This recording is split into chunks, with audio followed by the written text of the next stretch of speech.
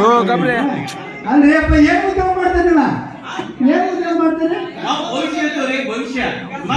ಹಂಗ ಯಾವ್ದಿಲ್ಲ ಯಾವ್ದಾರ ಗಿಡ ಮೂಲಿಕೆಯಿಂದ ಔಷಧ ಕೊಡ್ತೇವೆ ನಾವು. ಹೌದಾ ನೀವು ಭವಿಷ್ಯ ಅಂತ ಹೇಳ್ತಾರ ಮಕ ನೋಡಿ ಹೇಳ್ತಾರ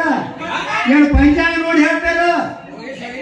ನಾವು ಭವಿಷ್ಯ ನೋಡ್ರಿ ಹಂಗ ಹೇಳಂಗಿಲ್ರಿ ಪಂಚಾಂಗ ನೋಡಿ ಹೇಳ್ತೀವ್ರಿ ಮುಂದೆ ಮೇಲೆ ಮಾರಿ ನೋಡಿ ಹೇಳ್ತೀವಿ. ಅಪ್ಪ ಕೊಂಡಾಡಿ ರಾಮ ಕೊಂಡಾಡಿ ನನ್ನ ಮಗಳು ಒಂದು ಭವಿಷ್ಯ ಹೇಳ್ಬೇಕಾಗೈತೆ ನನ್ನ ಮಗಳ ಈಗ ಸದ್ಯ ಇಲ್ಲ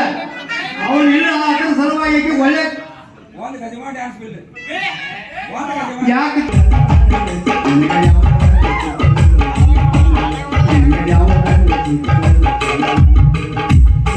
ಮಾಡುವ